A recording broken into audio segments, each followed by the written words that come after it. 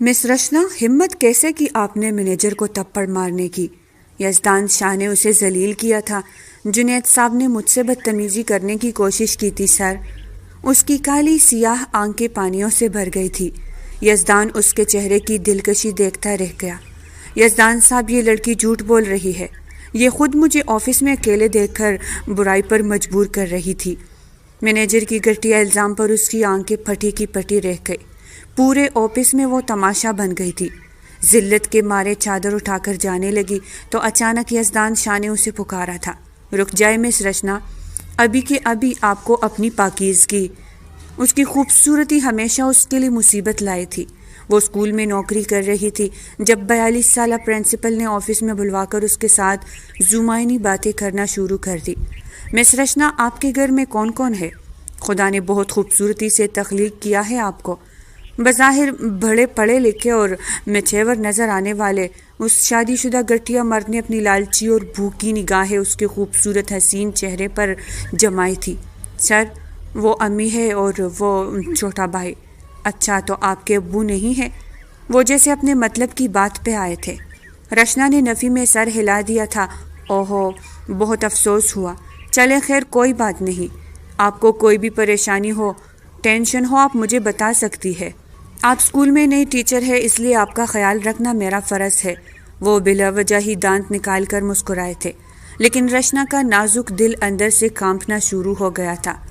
امی نے ایسے ہی تو نہیں کہا تھا، باہر کی دنیا تو خونخوار درندوں سے بھری پڑی ہے۔ میری بچی، ہر قدم پھونک پھونک کر رکھنا ہوگا۔ اور رشنا پہلے ہی قدم پر لڑکھڑا گئی تھی۔ میں آپ کو کیا بتاؤں، میری بیوی 6 مہینے سے بیمار ہے۔ قسم سے اتنا پریشان آ گیا ہوں اپنی زندگی سے، بڑی تنہائی اور اکیلا پن محسوس ہوتا ہے۔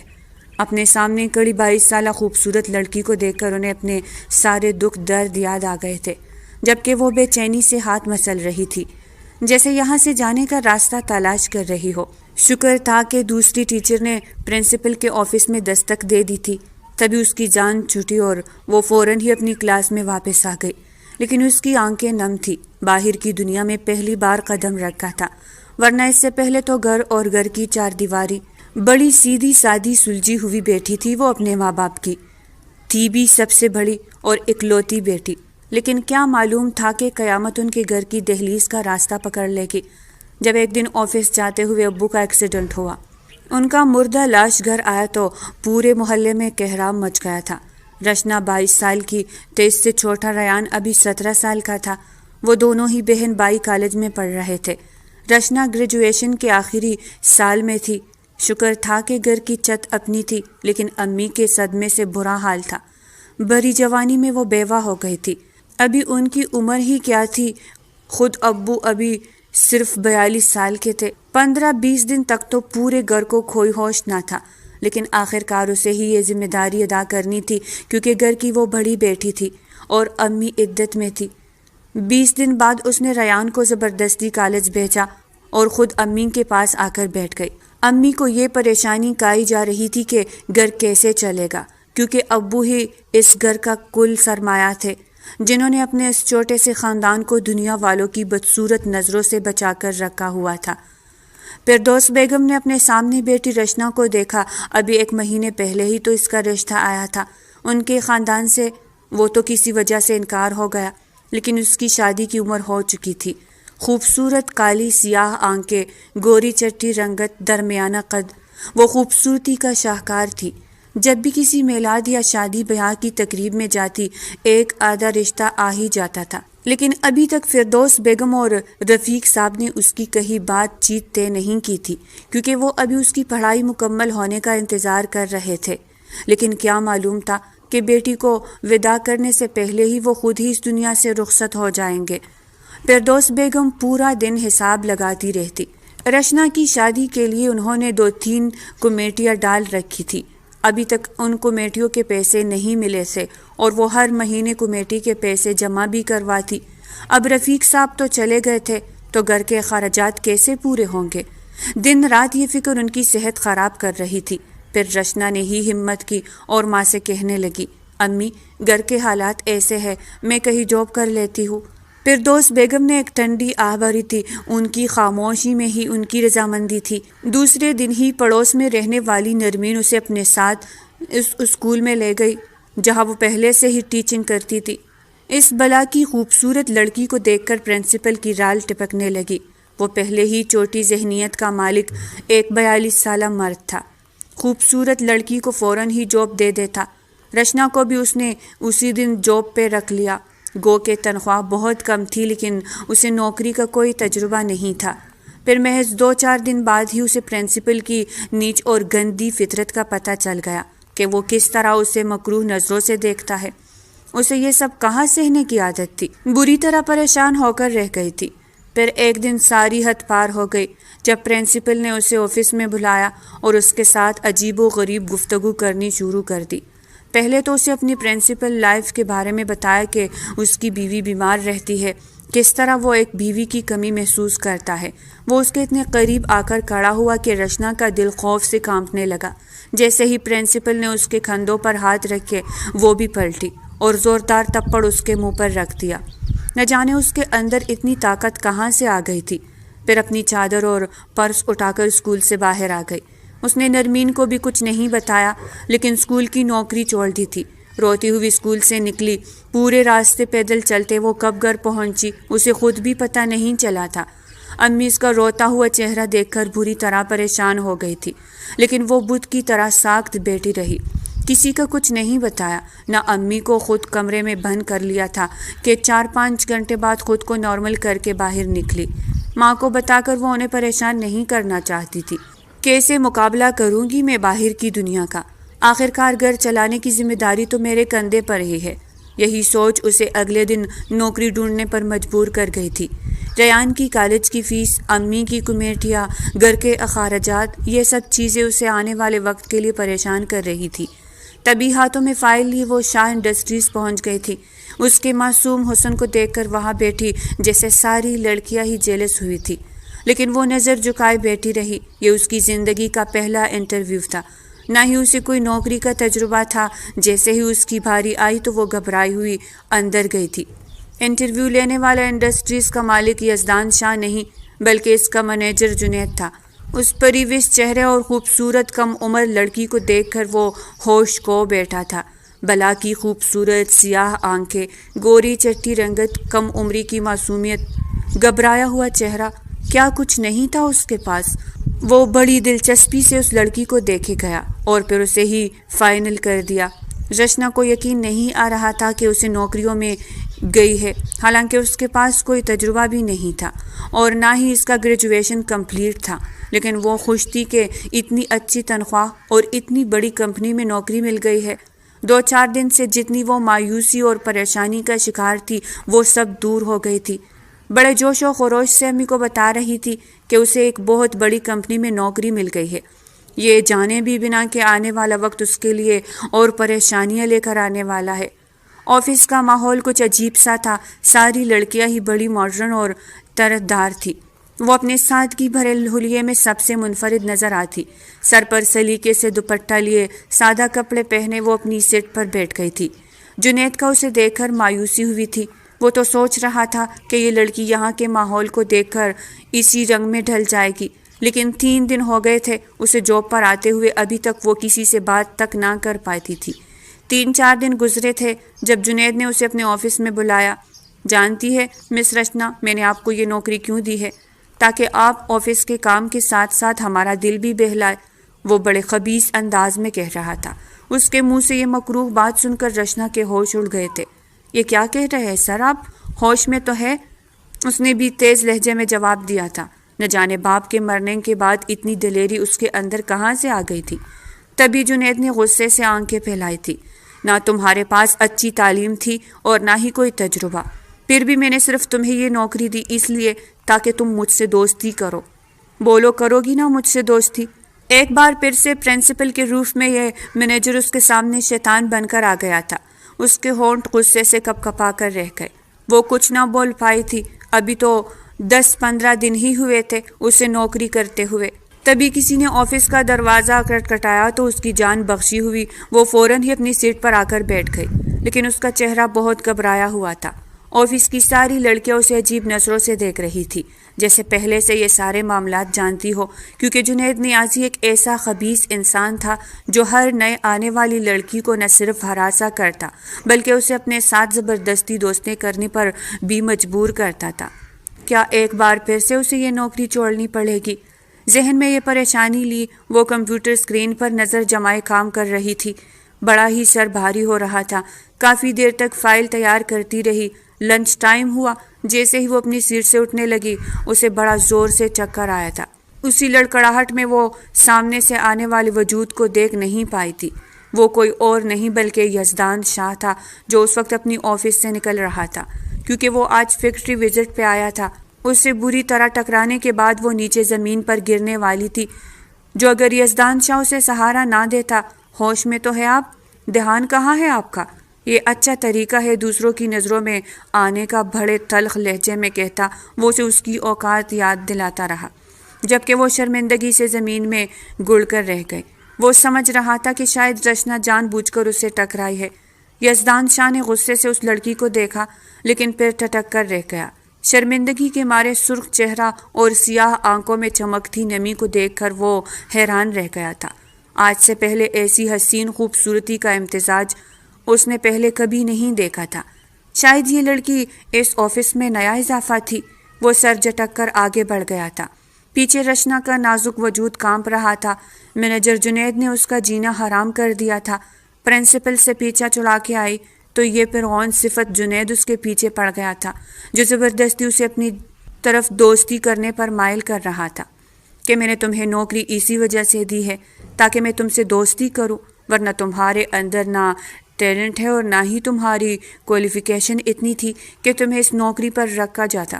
وہ اسے ہراساں کر رہا تھا اور وہ ہونے پر مجبور تھی۔ امی کی عدت کو 3 مہینے ہو چکے تھے، بس ابھی کچھ دن ہی باقی تھے، لیکن اس دن فردوس بیگم نے اس کا پریشان چہرہ دیکھ لیا تھا۔ تبھی الجھے ہوئے لہجے میں کہنے لگی، کیا بات ہے رشنا بیٹی، کوئی پریشانی ہے کیا؟ تمہارا چہرہ اتنا اترا ہوا کیوں ہے؟ کئی دنوں سے دیکھ رہی ہوں کہ تم بہت پریشان رہنے لگی ہو۔ وہ ماں تھی، کیسے نہ بیٹی کی آنکھوں میں جھانک تھی۔ رشنا گھبرا گئی، نہیں نہیں امی، ایسی کوئی بات نہیں، بس وہ کام ایسا ہوتا ہے نا کہ ہر وقت کمپیوٹر اسکرین پر نظریں جما کر بیٹھنا پڑتا ہے، اور تو کوئی ایسی بات نہیں۔ وہ ماں کو اپنی دلی پریشانی بتا کر انہیں مزید فکر اور پریشانی میں مبتلا نہیں کرنا چاہتی تھی۔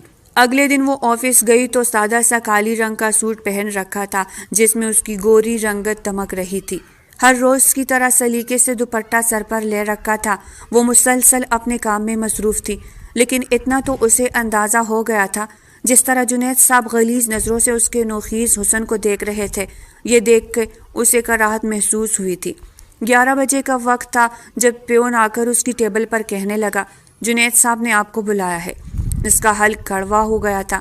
1 مہینہ ہونے والا تھا اس کی نوکری کو، لیکن یہ 1 مہینہ جیسے گزرا تھا یہ وہی جانتی تھی، اچھی طرح جان گئی تھی کہ یہاں سے بھی نوکری چھوڑنی ہی پڑے گی اس خبیث انسان کی وجہ سے، اور آج پھر ایسا ہی ہوا تھا کہ وہ اسے اپنے آفس میں بلا رہا تھا، یقیناً وہی غلیظ گفتگو کرنے کے لیے، دوستی کی آفر ڈیٹ پر جانے کے لیے، ضد، چچورے آدمیوں کی طرح گندی باتیں کرنا، یہ سب اس کی برداشت سے باہر ہوتا جا رہا تھا۔ لیکن اگر وہ نہ گئی تو وہ کچھ بھی کر سکتا تھا، اسے نوکری سے نکال سکتا تھا، اس کی تنخواہ بھی رکھوا سکتا تھا۔ یہی سوچ اسے آفس جانے پر مجبور کر رہی تھی۔ تبھی تھوڑی دیر بعد وہ اٹھی اور اس کے آفس آ گئی، جہاں پر وہ اکیلا ہی بیٹھا تھا۔ اسے دیکھ کر مسکراتے ہوئے کہنے لگا، میں نے بہت خواتین کو کالے رنگ کا لباس پہنے ہوئے دیکھا ہے، لیکن یہ کالا رنگ جتنا آپ پر جچ رہا ہے اتنا یہ رنگ کبھی کسی پہ کھلتے ہوئے نہیں دیکھا۔ آج تو آپ کمال لگ رہی ہے۔ سر آپ نے کیوں بلایا ہے مجھے؟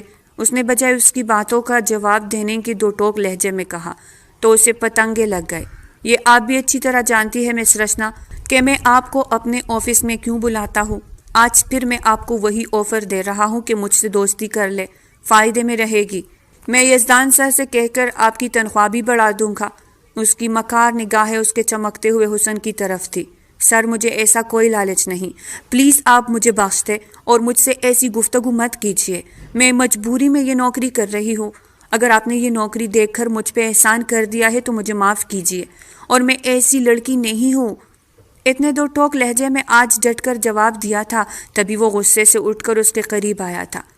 اتنے نخرے مت کرو، اس کا انجام اچھا نہیں ہوگا۔ میں جانتا ہوں کہ مجھے چھوڑ کر کسی اور سے دوستی کر لو گی، یہی کرتی ہے اس آفس کی لڑکیاں۔ 4 دن شریف بنی رہتی ہے اور پھر 5ویں دن کسی سے آنکھ مٹکا کر کے نئے لڑکے کے ساتھ ڈیٹ پر جا رہی ہوتی ہے۔ تم بھی شریف زادی بننے کا ڈونگ کر رہی ہو یا پھر یہاں پر کسی کو پنسانے کا ارادہ ہے؟ سر پلیز اپنی حد میں رہے۔ رشنا 2 قدم پیچھے ہوئی، تبھی نہ جانے کیسے جنید کی ہمت ہوئی کہ اس نے رشنا کا ہاتھ پکڑ لیا تھا۔ یہ سب اس کی برداشت سے باہر ہو گیا تھا۔ اس کا غلیظ لمس محسوس کر کے وہ غصے سے پاگل ہوتی اس کے منہ پر تپڑ مار چکی تھی، لیکن اچانک ہی دروازے پر آنے والا آفس کا دوسرا لڑکا یہ سب دیکھ چکا تھا۔ تبھی جنید نے ہنگامہ کڑا کر دیا، تمہاری یہ جرت مکار لڑکی کہ تم مجھے تپڑ مارو، اب دیکھنا میں تمہارے ساتھ کیا کرتا ہوں۔ وہ بلند آواز میں چیخ رہا تھا، یہ جانے بنا کہ باہر یزدان سر وزٹ پہ آیا ہوا ہے۔ اسے بھی یہ آوازیں سنائی دے گئی تھی۔ تبھی وہ لڑکا دھیمے لہجے میں جنید سر سے کہنے لگا، سر یزدان سر باہر ہی ہے۔ رشنا جو تھپڑ مار کر اب باقاعدہ کانپ رہی تھی، وہ جانتی تھی کہ اب اسے نوکری سے نکال دیا جائے گا۔ یہی سوچ اس پر غالب تھی، لیکن وہ دل میں سوچ رہی تھی کہ اس نے جو کیا وہ بالکل ٹھیک تھا۔ لیکن باہر جنید یزدان شاہ کے سامنے غصے سے کہہ رہا تھا، سر میں یہ نوکری چھوڑ رہا ہوں۔ 2 ٹکے کی لڑکیاں جو بالکل نہیں ہے وہ آتی ہے اور مجھ پر ہاتھ اٹھاتی ہے۔ یہ سن کر یزدان شاہ غضبناک ہو گیا تھا۔ وہ حیران تھا کیونکہ جنید صاحب یہاں کافی سالوں سے نوکری کر رہے تھے۔ یزدان شاہ نہیں جانتا تھا کہ وہ اندر سے اتنا مکروہ اور گندی ذہنیت کا انسان ہے۔ تبھی حیرت زدہ لہجے میں کہنے لگا، کون ہے وہ لڑکی جس نے آپ پر ہاتھ اٹھایا ہے؟ بلائے اس کو ابھی اسی وقت۔ وہ فوراً ہی اپنے آفس میں پہنچ گیا تھا۔ تھوڑی دیر بعد رشنا لرزتی کانپتی یزدان شاہ کے سامنے کھڑی تھی۔ دوسری طرف جنید بھی موجود تھا۔ اس کی آنکھوں میں خباثت کی چمک تھی، لیکن چہرے پر بلا کی عاجزی تھی۔ دوسری طرف یزدان شاہ حیرت سے اس کی کم عمر اور معصوم سی نظر آنے والی لڑکی کو دیکھ رہا تھا، جو نہ جانے کیوں اتنی گھبرائی ہوئی اور پریشان سی لگ رہی تھی۔ یہ لڑکی جنید صاحب کو تپڑ مار سکتی ہے، وہ یقین نہیں کر سکتا تھا کیونکہ وہ بہت ہی چھوٹی لگ رہی تھی۔ لیکن پھر بھی وہ غصے سے کہنے لگا، جی مس رشنا، آپ نے ہمت کیسے کی جنید صاحب کو تھپڑ مارنے کی، یہ جانتے ہوئے بھی کہ وہ ہمارے آفس کے بہت سینئر اور قابل عزت پرانے ورکر ہے اور آپ سے عہدے میں بھی بڑے ہیں۔ اس کے کڑکدار اور بھاری لہجے پر رشنا خوف سے کانپ رہی تھی۔ پھر بھی وہ سر جھکا کر تھوک نکلتے ہوئے اٹک اٹک کر کہنے لگی، سر میں نے کوئی غلطی نہیں کی، بلکہ جنید سر مجھ سے بدتمیزی کر رہے تھے اور یہ مجھے کافی دنوں سے پریشان کر رہے تھے۔ رشنا نے بڑی ہمت کر کے یہ سب کہا تھا۔ اس کے بعد کا اثر زائل کرنے کے لیے جنید صاحب فوراً ہی یزدان شاہ سے کہنے لگا، نہیں سر، یہ لڑکی جھوٹ کہہ رہی ہے، بلکہ یہ لڑکی بڑی ہی مکار ہے۔ اس کی کوالیفیکیشن اتنی نہیں تھی، پھر بھی میں نے اس کی منتوں اور اس کے گھر کے خراب حالات کی وجہ سے اسے اس نوکری پر رکھا، اور ابھی یہ لڑکی کہتی ہے کہ کسی طرح سے مجھے یزدان شاہ کی سیکرٹری پر رکھوا دے اور میری تنخواہ میں بھی اضافہ کروا دے، بھلے اس کے لیے آپ مجھ سے دوستی کر لے۔ عجیب و غریب باتیں کر رہی تھی یہ۔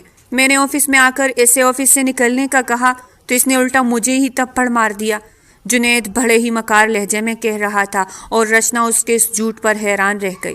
2-4 لوگ اور بھی آفس میں کھڑے تھے، سب کے سامنے وہ تماشا بن کے رہ گئی تھی۔ نہ اس کے اندر اتنی ہمت تھی کہ وہ لوگوں کے سامنے بول پاتی۔ اس نے روتے ہوئے چمکیلی آنکھوں سے سامنے بیٹھے شخص کی طرف دیکھا کہ شاید وہ کوئی انصاف کرے۔ یزدان شاہ حیران رہ گیا تھا۔ معصوم خوبصورت سیاہ آنکھیں اتنی حسین تھی کہ وہ ان میں ڈوب کے رہ گیا تھا۔ وہ حیران تھا کہ کوئی اتنا خوبصورت کیسے ہو سکتا ہے۔ یہ لڑکی روتے ہوئے قیامت لگ رہی تھی اور اس کے چہرے پر سچائی بھی رقم تھی، لیکن اس وقت وہ کوئی فیصلہ نہیں کر پا رہا تھا۔ تبھی رشنا تیزی سے پلٹی اور اپنی چادر اور پرس اٹھا کر اس آفس سے نکلتی چلی گئی۔ اس نے پیچھے پلٹ کر بھی نہیں دیکھا تھا۔ یزدان شاہ تو جیسے پتھر کا بت بن کے بیٹھا ہوا تھا، کیونکہ اس کی کالی سیاہ آنکھوں نے جیسے اس پر کوئی جادو سا کر دیا تھا۔ اس کے آفس سے چلے جانے پر جنید نے سکھ کا سانس لیا تھا کہ سچائی یزدان شاہ کے سامنے نہیں آئی، ورنہ تو اس کی نوکری بھی خطرے میں پڑ جاتی۔ اچھا ہے وہ خود ہی یہ جاب چھوڑ کر چلی گئی۔ اب سب اپنے اپنے آفس میں چلے گئے تھے، لیکن یزدان شاہ بالکل خاموش بیٹھا تھا۔ ابھی تک وہ اس لڑکی کی کالی سیاہ آنکھوں کو نہیں بھول پا رہا تھا۔ کس طرح اس نے اسے امید بری نظروں سے دیکھا تھا اور پھر کوئی انصاف نہ کر وہ چپ چاپ یہاں سے چلی گئی تھی۔ تبھی یزدان نے ایک فیصلہ کیا اور اپنا کمپیوٹر آن کر لیا۔ اب وہ ایک فیصلہ کرنے جا رہا تھا کہ کون سچا ہے اور کون جھوٹا۔ یہ سچائی ابھی اس کے سامنے آنے والی تھی۔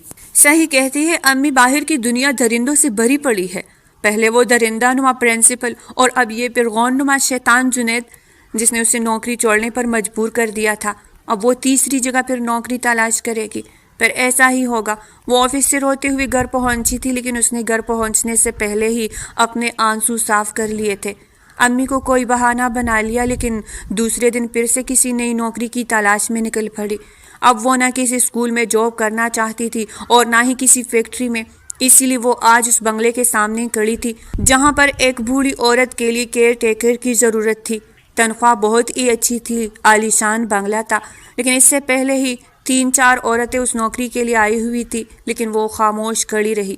اپنی باری آنے پر انٹرویو دیا۔ انٹرویو لینے والی بھی ایک خوبصورت عورت تھی، گوری چھٹی جوان سی، لیکن اس کے برابر میں ہی ویل چیئر پر وہ بزرگ بیٹھی تھی جس کے لیے کیئر ٹیکر کی ضرورت تھی۔ اسے امید نہیں تھی کہ نوکری مل پائے گی، لیکن اگلے دن جب اس کے موبائل پر کسی انجان نمبر سے کال آئی اور اسے بتایا گیا کہ آپ کو نوکری کے لیے منتخب کر لیا گیا ہے، اگلے دن سے آپ نے جاب پر آنا ہے، اسے کیا ٹیکر کی نوکری پر، تو وہ خوشی سے بے حال ہو گئی، کیونکہ تنخواہ بہت ہی اچھی تھی۔ بھلے اس کے لیے کوئی بھی کام کرنا پڑتا، اس بوڑھی عورت کی خدمت ہی کرنی تھی، نہ تو وہ کر لیتی، کم از کم باہر کی غلیظ مردوں سے بچ کر تو رہے گی۔ یہی سوچ کر وہ خوشی سے پاگل ہو رہی تھی۔ پھر امی سے کہنے لگی کہ مجھے کہیں دوسری جگہ نوکری مل گئی ہے، بس دعا کرنا کہ میں یہ نوکری کر پاؤں۔ آگے 2 نوکریاں تو کامیاب نہیں ہوئی، لیکن امید ہے کہ میں اس جگہ پہ ٹکی رہوں، وہ بڑی معصومیت سے کہہ رہی تھی۔ امی خاموش رہی، اسے دیکھتی رہی کہ باپ کے مرنے کے بعد وہ کیا سے کیا ہو گئی ہے۔ ایک دن ریان نے ڈرتے ڈرتے اسے کہا تھا کہ آپی میں بھی کہیں جاب کر لیتا ہوں، تو اس نے اسے ڈانٹ دیا اور کہا کہ اپنی تعلیم پر توجہ دو، ابھی تمہاری پڑھنے کی عمر ہے۔ وہ جانتی تھی کہ یہ مشکل راستے پار کر کے ہی اسے کوئی اچھی منزل ملے گی، اسی لیے وہ اپنی سوچ کو پازیٹیو رکھنا چاہتی تھی۔ تبھی اگلے دن وہ شاہ ہاؤس کے سامنے کھڑی تھی جہاں پر اسے اس بوڑھی بزرگ عورت کی دیکھ بھال کرنی تھی۔ بوڑھی عورت اسے دیکھ کر مسکرائی تھی، جن کا نام جہاں آرا بیگم تھا۔ وہ بڑی ہی خوش مزاج خاتون تھی۔ انٹرویو لینے والی عورت جن کا نام نگار بیگم تھا، اس نے رچنا کو اپنے قریب بلایا اور کہنے لگی، دیکھو لڑکی، میں نے تمہیں اس لیے اس نوکری پر رکھا ہے تاکہ تم اماں جی کی اچھے سے دیکھ بھال کر سکو، کیونکہ تم جوان ہو، انہیں سنبھال سکتی ہو، اور مجھے شکایت کا موقع نہ دینا۔ جی میڈم، آپ فکر نہ کریں، میں انہیں بہت اچھے سے سنبھالوں گی۔ پھر واقعی اس نے کچھ دنوں میں ہی جہاں آرا بیگم کے دل میں جگہ بنا لی تھی۔ وہ انہیں ایک مالکن نہیں بلکہ اپنی سگی دادی کی طرح ٹریٹ کرتی۔ ان کا علاج چل رہا تھا، دوائیوں کی وجہ سے ان کا مزاج چڑچڑا رہتا، لیکن رچنا ان کی ہر پکار پر فوراً ہی دوڑی چلی آتی، تو وہ خوش ہوتی کہ ایک اچھی خدمت گزار انہیں مل گئی ہے جو ہر وقت ان کی خدمت کرنے کے لیے تیار رہتی ہے۔ رچنا نے ان کے دل میں ایک بہت بڑی جگہ بنا لی تھی۔ دوسری طرف نگار بیگم بھی خوش تھی، کیونکہ اماں جی کی وجہ سے ان کا کہیں آنا جانا بہت مشکل تھا۔ کچھ عمر اور کچھ بیماری نے انہیں چڑچڑا کر دیا تھا۔ گھر میں اور تو کوئی تھا نہیں ان کی دیکھ بھال کرنے والا۔ ان کے شوہر دبئی میں اپنا بزنس کر رہے تھے، پاکستان چکر لگاتے، وہ بھی 3-3 4-4 مہینوں میں، اس کے بعد واپس دبئی چلے جاتے، وہ بھی 3-3 4-4 مہینوں میں، اس کے بعد واپس دبئی چلے جاتے ہیں، جبکہ یہاں کا کاروبار ان کا بیٹا سنبھال رہا تھا، لیکن رچنا نہیں جانتی تھی کہ ان کا بیٹا کون ہے۔ ایک دن جب وہ جہاں آرا بیگم کے کمرے میں بیٹھی ان کے پیروں پر زیتون کی مالش کر رہی تھی، تبھی کوئی دھیرے سے دروازہ کھول کر اندر آیا تھا۔ رچنا نے جیسے ہی سر اٹھا کر دیکھا، وہ جیسے پتھر کی ہو گئی تھی۔ جہاں آرا بیگم کا پوتا کوئی اور نہیں بلکہ یزدان شاہ تھا۔ خود وہ بھی اس لڑکی کو دیکھ کر حیران رہ گیا تھا۔ جس لڑکی نے اپنی کالی آنکھوں کا جادو اس کے دل پر کیا تھا، آج وہ لڑکی اس کے سامنے تھی۔ کتنے دنوں تک وہ اس لڑکی کے بارے میں سوچتا رہا جو غصے میں اس کے آفس سے نوکری چھوڑ کر چلی گئی تھی، اور آج وہ اس کے گھر میں موجود تھی، اس کی دادی کی خدمت کر رہی تھی۔ بہت دنوں پہلے ممی نے اسے بتایا تھا کہ تمہاری دادو کے لیے ایک کیئر ٹیکر کا بندوبست کر لیا ہے۔ اسے ان چیزوں میں کوئی دلچسپی نہیں تھی، لیکن اس نے ماں کو صاف اور واضح الفاظ میں کہا تھا کہ دادی کی صحت اسے بہت عزیز ہے، آپ اس کیئر ٹیکر سے کہیے گا کہ ان کا بہت اچھے سے خیال رکھے۔ لیکن یزدان شاہ نہیں جانتا تھا کہ کیئر ٹیکر کے روپ میں یہ لڑکی اس کے سامنے آ جائے گی۔ جب اسے دیکھ کر بری طرح گھبرا گئی تھی، اس کے چہرے کی رنگت اڑ گئی تھی۔ رچنا کا بس نہ چل رہا تھا کہ وہ ابھی کے ابھی خود کو یہاں سے غائب کر لے، لیکن یزدان شاہ کی آنکھوں میں اسے دیکھ کر ایک عجیب سی چمک آئی تھی۔ ایسا لگ رہا تھا جیسے اس کا یہاں نظر آنا اسے بہت اچھا لگ رہا ہو۔ پھر وہ اپنی دادو کے پاس آیا اور ان سے ان کی طبیعت پوچھنے لگا، جو اب اس کی تعریف کر رہی تھی۔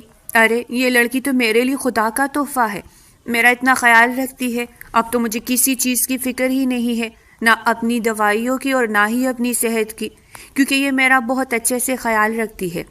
یزدان شاہ اسے غور سے دیکھ رہا تھا۔ یہ وہ لڑکی تھی جو روتے ہوئے اس کے آفس سے نوکری چھوڑ کر چلی گئی تھی۔ بعد میں جب اس نے CCTV فوٹیج دیکھی تو اس لڑکی کی بے گناہی ثابت ہو گئی تھی۔ اس نے جنید کو خوب ذلیل کیا تھا اور اسے نوکری سے بھی برخاست کر دیا تھا، کیونکہ اس ہنگامے کے بعد اس کے پاس ایک دوسری لڑکی بھی آئی تھی جنید کی شکایت لے کر۔ سر، وہ جو لڑکی نہیں تھی مس رچنا، وہ غلط نہیں تھی، بلکہ جنید سر غلط ہے، کیونکہ یہ کافی لڑکیوں کو ابیوز کر چکے ہیں، یہ لڑکیوں کو ہراساں بھی کرتے ہیں، انہیں اپنے ساتھ دوستی کرنے پر مجبور کرتے ہیں۔ کافی سارے ثبوت اس کے خلاف اکٹھے ہو گئے تھے، اس لیے اس نے جنید کو نوکری سے فارغ کر کے اس کی جگہ ایک دوسرے آدمی کو مینیجر کی پوسٹ پہ رکھ لیا تھا۔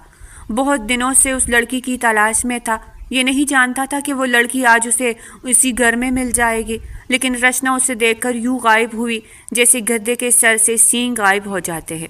وہ کبھی بھی اس کے سامنے نہیں آنا چاہتی تھی۔ باہر آ کر وہ گہرے گہرے سانس لے رہی تھی۔ اس کا مطلب ہے کہ یہاں سے بھی نوکری چھوڑنی پڑے گی۔ 2 مہینے ہو گئے تھے اسے یہاں نوکری کرتے ہوئے، اور تنخواہ بھی بہت اچھی تھی، گھر کا گزارا بھی اچھے سے ہو رہا تھا۔ امی کسی کو پریشانی دور ہو گئی تھی، کیونکہ ان کی عدت بھی ختم ہو گئی تھی۔ گھر کا نظام ایک بار پھر سے چل پڑا تھا، جو ابو کی وفات کی وجہ سے کافی پریشانیوں میں بدل گیا تھا، لیکن اب کوئی پریشانی نہیں تھی۔ لیکن رچنا نہیں جانتی تھی کہ یہ گھر اسی فیکٹری اونر یزدان شاہ کا بنگلہ ہے جہاں پر وہ جاب کر رہی ہے، اور آج ان کا آمنا سامنا ہوا تھا۔ وہ باہر لان میں کونے میں چھپ کر کڑی ہو گئی تھی، کسی کی نظروں میں آنا نہیں چاہتی تھی۔ ایسا لگ رہا تھا جیسے آج اس کی نوکری کا آخری دن ہے، لیکن تبھی اسے اپنے نام کی پکار سنائی تھی۔ وہ پلٹی تو حیران رہ گئی۔ یزدان شاہ بالکل اس کے پیچھے کھڑا تھا، اسے بڑی دلچسپ نظروں سے دیکھ رہا تھا۔ پھر رچنا نے جلدی سے خود کو کمپوز کر لیا اور سوچنے لگی کہ وہ بھلا اپنے آفس میں کام کرنے والی ایک عام سی ورکر کو کہاں پہچانتا ہوگا۔ اسے ڈرنے یا گھبرانے کی ضرورت نہیں ہے۔ آپ اتنا گھبرا کیوں رہی ہے؟ میں آپ کو کچھ نہیں کہوں گا۔ وہ یزدان شاہ کے نرم لہجے پر حیران رہ گئی تھی۔ ڈونٹ وری مس رچنا، آپ کو پریشان ہونے کی ضرورت نہیں، میں آپ کو غلط لڑکی نہیں سمجھتا۔ اس دن جو کچھ بھی ہوا وہ صرف ایک غلط فہمی تھی، لیکن بعد میں آپ کی سچائی میرے سامنے آ گئی تھی کہ آپ جھوٹ نہیں کہہ رہی تھی، بلکہ وہ انسان ہی بہت غلیظ کردار کا مالک تھا۔ رچنا نے کالی سیاہ آنکھیں اٹھا کر حیرت سے اس خوبصورت انسان کی طرف دیکھا تھا جس کے چہرے پر بڑی نرماہٹ تھی، وہ جس کی آنکھوں میں ایک عجیب سی چمک تھی۔ پھر اس نے نظریں جھکا لی۔ شکریہ سر، ویسے بھی میرا کوئی قصور نہیں تھا، کیونکہ وہ انسان مجھے بہت دنوں سے پریشان کر رہا تھا۔ یہ الگ بات تھی کہ میں نے اس کی شکایت کسی سے بھی نہیں کی۔ یزدان شاہ مسکرا دیا تھا۔ آج میں اپنے گھر پر دیکھ کر آپ کو حیران ہوں، مجھے نہیں معلوم تھا کہ دادو کی کیئر ٹیکر آپ ہے۔ یزدان شاہ کی بات پر وہ انگلیاں مسلنے لگی، جیسے کسی عجیب سی ذلت کا سامنا کرنا پڑ رہا ہو۔ وہ اسے کیسے بتاتی کہ باہر کی غیر غلیظ نگاہوں سے یہ گھر کی 4 دیواری اس کے لیے بہت محفوظ ہے۔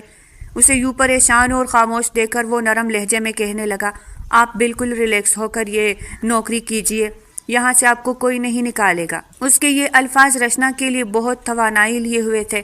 اس نے شکریہ کہہ کر سر جھکا لیا تھا۔ پھر یزدان شاہ پلٹ گیا، لیکن اس کے چہرے پر مسکراہٹ تھی۔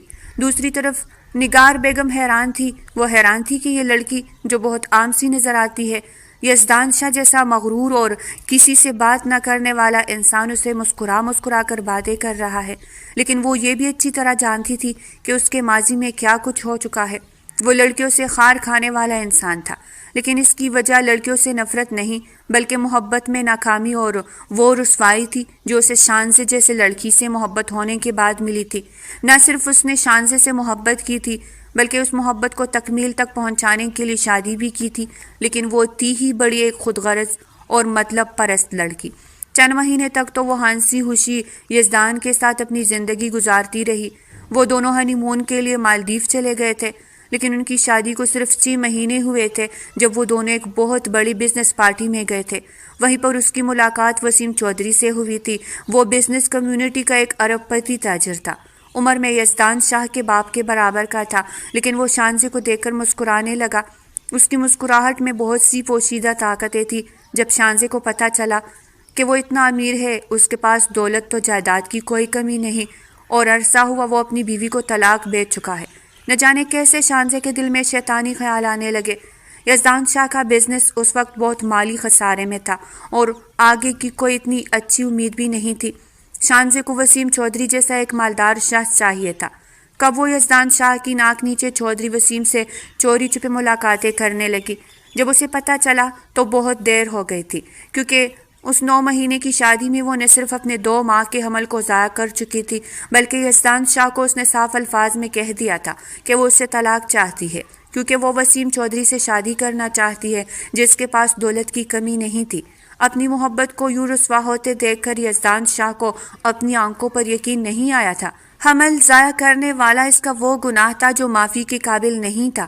تبھی طلاق نامہ اس نے شانزے کے منہ پر دے مارا اور خود جیسے ہر خوشی سے خود کو آزاد کر لیا۔ اب وہ ایک مصروف رہنے والا انسان بن گیا تھا۔ چند سالوں بعد ہی اس نے اپنا بزنس آسمان پر پہنچا دیا تھا۔ وہ نہیں جانتا تھا کہ شانزے اور وسیم چودھری اس وقت کہاں ہے، لیکن اس نے اپنی زندگی کا مقصد صرف کام اور کام بنا لیا تھا۔ اس کے علاوہ اس کی کوئی سوچ نہیں تھی۔ شانزے نے جس طرح اس کے ساتھ دھوکہ دیا تھا محبت کے نام پر، جس طرح اسے بے آبرو کیا تھا، اسے معاف نہیں کر سکتا تھا، نہ ہی اپنے دل میں کسی اور لڑکی کو جگہ دے سکتا تھا۔ اس واقعے کو 5 سال گزر چکے تھے، لیکن آج تک نگار بیگم کے لاکھ کہنے کے باوجود اس نے دوسری شادی نہیں کی تھی۔ عورت ذات سے اس کا اعتبار اٹھ گیا تھا، لیکن وہ آج اپنے اسی بیٹے کو دیکھ کر حیران رہ گئی تھی کہ وہ اس لڑکی سے کس طرح نرم مزاج اور مسکرا کر باتیں کر رہا تھا۔ یہ دیکھ کر ان کے دل میں ایک گہری سوچ نے جنم لیا تھا۔ وہ بہت کچھ سوچنے پر مجبور تھی۔ کبھی مسکرا کر نیچے چلی آئی۔ یزدان شاہ کو نہ جانے کیا ہو گیا تھا، اس لڑکی کے بارے میں بہت سوچنے لگا تھا۔ حالانکہ اس نے فیصلہ کیا تھا کہ شانزے کے بعد وہ کبھی کسی لڑکی کو اپنی زندگی میں جگہ نہیں دے گا، لیکن اس لڑکی کو دیکھ کر ایک بار پھر سے وہ زندگی کی خوشیوں کی طرف لوٹنے لگا تھا اور کسی کو اپنانے کے بارے میں بھی سوچ رہا تھا، لیکن اس کا ماضی جو بہت ہی بھیانک تھا وہ اس کے بارے میں سوچنا بھی نہیں چاہتا تھا۔ آج بھی وہ آفس سے آنے کے بعد سیدھا دادو کے کمرے میں چلا آیا، جہاں رچنا ان کے کندھے دبا رہی تھی۔ ہمیشہ کی طرح سلیقے سے دوپٹہ اس کے سر پر موجود تھا۔ وہ بہت ہی خاموش طبیعت لڑکی تھی۔ اگر اماں جی اسے خود سے بات کر لیتی تو وہ ہوں ہاں میں جواب دے دیتی، ورنہ زیادہ تر خاموش رہتی۔ ابھی بھی یزدان شاہ کو ان کے کمرے میں دیکھ کر وہ بہت زیادہ پریشان سی ہو گئی تھی۔ فوراً ہی دور ہو کر کھڑی ہو گئی، جبکہ وہ اسے دیکھ کر مسکرایا تھا۔ کیسی طبیعت ہے آپ کی دادو؟ بھی ظاہر ہے وہ مسکراتے ہوئے ان سے پوچھ رہا تھا، لیکن اس کی نگاہیں اس لڑکی پر جمی تھی جو اس کی نگاہوں سے بہت کنفیوز سی ہو رہی تھی۔ میں تو بالکل ٹھیک ہوں، اب پہلے سے زیادہ جوان اور صحت مند ہو گئی ہوں۔ تم اپنی سناؤ؟ بس یہی خواہش رہ گئی ہے کہ میرے یزدان کے بچے ہو جنہیں میں اپنی گود میں کھلاؤں۔ دادو نے ایک عجیب سی بات کہی جسے سن کر وہ بے اختیار ہنس دیا تھا۔ میں بھی یہی سوچ رہا ہوں۔ اپنے پوتے کے منہ سے یہ بات سن کر وہ حیران رہ گئی تھی۔ کہاں وہ شادی کے نام سے بھاگنے والا انتہائی خڑوس اور مغرور شخص جسے لڑکیوں کے نام سے بھی نفرت تھی۔ دادو خوش ہو کر کہنے لگی، اچھا تو اس کا مطلب ہے میرے پوتے کو کوئی لڑکی پسند آ گئی ہے؟ بتاؤ سچ کون ہے وہ؟ رچنا ان دونوں دادی پوتے کی باتوں کے بیچ میں عجیب بے وقوف سی لگ رہی تھی، اسی لیے وہ فوراً ہی کمرے سے باہر جانے لگی۔ تب یزدان نے اسے آواز دے کر روکا تھا۔ رچنا آپ کہاں جا رہی ہے؟ وہ سر میں ان کے لیے سوپ لینے جا رہی ہوں، یہ کہہ کر وہ فوراً ہی کمرے سے باہر چلی گئی تھی۔ تو دادو اس سے دلچسپی سے پوچھنے لگی، سچ بتاؤ کون لڑکی تمہیں پسند آ گئی ہے جو تم شادی کرنے کا سوچ رہے ہو؟ کیونکہ میرے پوتے کی پسند کوئی عام سی لڑکی تو ہو ہی نہیں سکتی۔ تو وہ مسکرا کر کہنے لگا، جی دادو سچی میں وہ لڑکی عام نہیں، بہت خاص ہے، آپ کو بھی بہت پسند آئے گی۔ یہ سن کر وہ حیران رہ گئی تھی۔ اچھا پہیلیاں نہ بھجواؤ، بتاؤ کون ہے؟ وہ تبھی نگار بیگم نے کمرے کا دروازہ کھولا تھا۔ مجھے پتا ہے اماں جی کہ آپ کا پوتا کس پر پیدا ہو گیا ہے۔ وہ کب سے ان دونوں دادی پوتے کی باتیں سن رہی تھی۔ دروازے کے اس پار تبھی دروازہ کھول کر اندر آئی تو اماں جی بھی حیران ہو گئی۔ کہنے لگی، اچھا تم جانتی ہو کیا اس لڑکی کو؟ بتاؤ مجھے کون ہے آخر وہ؟ نگار بیگم مسکرا کر کہنے لگی، جی مجھے پتا ہے، کیونکہ مجھے تھوڑا تھوڑا اندازہ ہو گیا تھا، لیکن آج کل یہ نواب صاحب بہت خوش رہنے لگا ہے۔ میں نے اسے فوراً ہی نوٹ کرنا شروع کر دیا تھا کہ آخر اس کی خوشی کی وجہ کیا ہے۔ آپ کو بھی اس لڑکی کے بارے میں سن کر بہت حیرت ہوگی کہ وہ کون ہے۔ اب دادو بے چین ہو گئی تھی، جبکہ یزدان شاہ حیران تھا کہ آخر اس کی ماں کو یہ راز کیسے پتا۔ نگار بیگم مسکرا کر کہنے لگی، یہ جو آپ نے اس نوجوان اور خوبصورت لڑکی کو اپنی کیئر ٹیکر کی جاب پر رکھا ہے، مجھے لگتا ہے کہ یہی وہ لڑکی ہے جو ہمارے اس لاڈلے کو پسند آئی ہے۔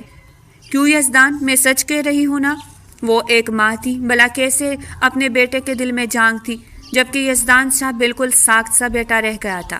اسے بالکل اندازہ نہیں تھا کہ اس کی ماں پہلے سے ہی یہ بات جانتی ہے، جبکہ دادو حیران ہو کر کہنے لگی، اچھا یہ لڑکی ویسے فطرت اور عادت کی تو بہت اچھی ہے، لیکن ہے غریب گھرانے کی۔ نگار، تمہیں اس بات پر اعتراض تو نہیں ہوگا تو؟ نگار بیگم مسکرا کر کہنے لگی، بھلا مجھے کیوں اعتراض ہوگا؟ زندگی اس نے گزارنی ہے، بھلے وہ امیر گھر کی ہوئی ہے غریب گھر کی، وہ لڑکی خوبصورت ہے، اچھی پڑھی لکھی، نہ جانے کون سی مجبوری ہے جو وہ یہ نوکری کر رہی ہے۔ جب ہمارے یزدان کو وہ لڑکی پسند ہے تو ہمیں بھی اعتراض نہیں کرنا چاہیے۔ اماں جی، میں تو بہت خوش ہوں کہ یہ اپنا گھر دوبارہ بسانا چاہتا ہے۔ یہ سن کر وہ بہت خوش ہو گیا تھا۔ اسے اندازہ نہیں تھا کہ ماں اور دادی کو اس کی پسند پر کوئی اعتراض نہیں ہوگا، لیکن پھر وہ لڑکھڑاتے ہوئے لہجے میں کہنے لگا، لیکن ممی، کیا رشنا کے پیرنٹس کو اس بات پر اعتراض نہیں ہوگا کہ میں ایک پہلے سے میرڈ شخص ہوں؟ وہ کیسے ایک شادی شدہ انسان سے اپنی بیٹی کی شادی کر دیں گے؟ تو نگار بیگم مسکرا کر کہنے لگی، میں ان کے سامنے دامن پہ لاؤں گی اور کہوں گی کہ اپنی ہیرے جیسی بیٹی ہمیں دے دے، کیونکہ میرے بیٹے کو اتنے سالوں بعد کوئی لڑکی پسند آئی ہے جو اس کے دل کی آرزو بن گئی ہے۔ اس کے لیے مجھے کچھ بھی کرنا پڑا تو میں کرنے کے لیے تیار ہوں۔ انہوں نے پرعزم لہجے میں کہا تو یزدان شاہ نے ان کے کندھے پر ہاتھ رکھ دیے۔ You are a great mom, thanks. وہ بہت خوش نظر آ رہا تھا، لیکن وہ تینوں نہیں جانتے تھے کہ رشنا ان کی باتیں سن چکی ہے۔ اس کے پاؤں تلے سے تو زمین نکل گئی تھی۔ وہ حیران تھی کہ ایسا کیسے ہو سکتا ہے۔ یزدان شاہ کی خود پر نگاہیں اس سے بڑی عجیب لگتی تھی، لیکن وہ نہیں جانتی تھی کہ اس کے دیکھنے کا انداز ایسا ہوگا کہ وہ اسے پسند کرتا ہوگا۔ اس کے دل میں رچنا کے لیے ایک الگ فیلنگ ہوگی۔ اب وہ خود کو اس گھر میں بڑا عجیب سا محسوس کر رہی تھی۔ تبھی کمرے میں نہ گئی، بلکہ وہی جا کر ایک کونے میں بیٹھ گئی۔ کافی دیر بعد وہ اماں جی کے روم میں آئی تھی۔ تبھی وہ باتوں ہی باتوں میں اس سے پوچھنے لگی، تمہارے گھر میں کون کون ہے رچنا؟ رچنا ان کی باتوں کا مطلب خوب اچھے سے سمجھتی تھی، تبھی سر جھکا کر کہنے لگی، امی ہے اور چھوٹا بھائی، ابو تو 6 مہینے پہلے فوت ہو گئے تھے۔ اچھا چلو کوئی بات نہیں۔ جب خدا کچھ آزمائشیں، کچھ پریشانیاں دیتا ہے تو اس کے بدلے میں بہت سی خوشیاں بھی عطا کرتا ہے جو عنقریب تمہاری زندگی میں آنے والی ہے۔ وہ خاموش رہی تھی، لیکن باتوں کا مطلب خوب اچھے سے سمجھ گئی تھی، کیونکہ اس نے وہ ساری باتیں سن لی تھی کہ یزدان شاہ اپنے دل میں اس کے لیے بہت خاص جذبات رکھتا ہے، اور یہ بات نہ جانے اسے کیوں بہت خوشی دے رہی تھی۔ وہ حیران تھی کہ اتنی ڈھیر ساری خوشیاں اس کے دل کی دہلیز پر دستک دینے والی ہے۔ پھر ٹھیک 1 ہفتے بعد ہی نگار بیگم بہت ساری مٹھائیاں اور تحفے تحائف کے ساتھ رچنا کے گھر کی دہلیز پر پہنچ گئی تھی، یزدان شاہ کے لیے اس کا رشتہ لینے، وہ بھی بغیر بتائے۔ آج چھٹی ہونے کی وجہ سے وہ گھر پر ہی تھی اور ریان بھی گھر پر تھا۔ امی حیران تھی کہ یہ خاتون کون ہے، جبکہ رچنا انہیں اپنے گھر پر دیکھ کر حیران رہ گئی تھی۔ میڈم آپ تو، وہ مسکرا کر کہنے لگی، آج میں خاص کام سے والدہ کے پاس آئی ہوں، امید ہے کہ انکار نہیں ہوگا۔ پھر انہوں نے اپنے دل کی بات ان کے سامنے رکھ دی تھی اور یزدان شاہ کا ماضی بھی کھول کر تب کچھ انہیں بتا دیا تھا، کیونکہ وہ کوئی بات چھپانا نہیں چاہتی تھی۔ پھر دوست بیگم حیران رہ گئی تھی، اتنی اونچی گھرانے سے ان کی بیٹی کا رشتہ آیا تھا، اس کے نصیب کا ستارہ تو آسمان پر پہنچ گیا تھا، تو انکار کرنے کا سوال ہی پیدا نہیں ہوتا تھا۔ لیکن رچنا بہت گھبرا رہی تھی۔ وہ یہی سوچ رہی تھی کہ اگر اس کی شادی ہو گئی تو امی اور ریان کا کون خیال رکھے گا۔ لیکن امی نے انہیں انکار نہیں کیا تھا، بلکہ اقرار کر لیا تھا، کیونکہ وہ یہی چاہتی تھی اور ان کے شوہر کی بھی یہی خواہش تھی کہ جتنی جلدی ہو سکے رچنا کی شادی ہو جائے، اس لیے ان کے لیے یہ بہت اچھا رشتہ تھا، تو انکار کرنے کا سوال ہی نہیں بنتا تھا۔ نگار بیگم خوشی خوشی واپس لوٹ گئی تھی۔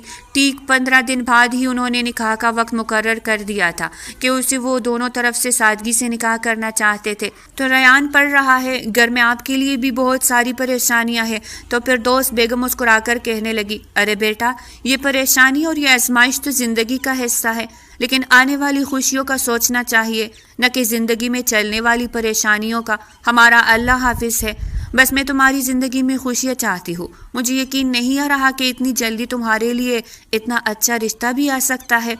وہ بہت خوش نظر آ رہی تھی، جبکہ رشنا پریشان تھی، لیکن اچانک ایک دن یزدان شاہ سے ملنے آ گیا تھا۔ آنٹی، اگر آپ کی اجازت ہو تو میں انہیں اپنے ساتھ لے کر جا سکتا ہوں۔ مجھے ممی نے بھیجا ہے کہ ان کی پسند سے میں انہیں برائڈل ڈریس دلوا دوں۔ پھر دوست بیگم نے اجازت دی تھی، جبکہ رشنا گھبرا گئی تھی۔ وہ تیار ہو کر چادر لی اس کی گاڑی میں بیٹھ گئی تھی۔ بہت گھبرائی ہوئی لگ رہی تھی۔ آپ اتنی پریشان کیوں ہے؟ کیا میرا ساتھ آپ کو خوشی نہیں دے رہا؟ نہیں سر، ایسی کوئی بات نہیں، وہ معصومیت سے کہنے لگی۔ تو وہ ہنس دیا تھا۔ پھر کس بات کی پریشانی ہے آپ کو؟ وہ نرم لہجے میں اس سے پوچھ رہا تھا۔ تب رشنا نے اسے اپنے دل کی بات بتا دی کہ اپنے چھوٹے بھائی اور امی کو لے کر بہت پریشان ہے کہ اس کے جانے کے بعد ان کا کیا ہوگا۔ تو یزدان شاہ نے بڑی نرمی سے اس کا ہاتھ تھاما تھا اور اس کی ساری فکر اور پریشانیوں کو جیسے آزادی مل گئی۔ وہ مسکرا کر کہنے لگا، میں ہوں نا، میں نہ صرف تمہارا بلکہ تمہارے پورے خاندان کا خیال رکھوں گا۔ پھر تمہیں کس بات کی پریشانی ہے؟ یزدان شاہ کی محبت اور چاہت کے سنگ وہ جیسے خود کو ہوا میں اڑتا ہوا محسوس کر رہی تھی۔ وہ جانتی تھی کہ آنے والی خوشیاں اس کا انتظار کر رہی ہے۔ وہ دونوں ایک دوسرے کا ہاتھ تھام کر اس مہنگے بوتیک میں داخل ہوئے تھے۔ رشنا چاہت بھری نظروں سے اس خوب اور اس شخص کو دیکھ رہی تھی جسے تقدیر نے اس کی جولی میں ڈھال دیا تھا، وہ بھی بن مانگے۔ تو پیارے ریڈرز، یہ تھی آج کی ناول۔ اگر آپ کو پسند آئی ہو تو لائک کریں، چینل کو سبسکرائب کریں۔ پھر ملتے ہیں ایک نئی ناول کے ساتھ، تب تک کے لیے اجازت دیجیے گا۔ اللہ نگہبان۔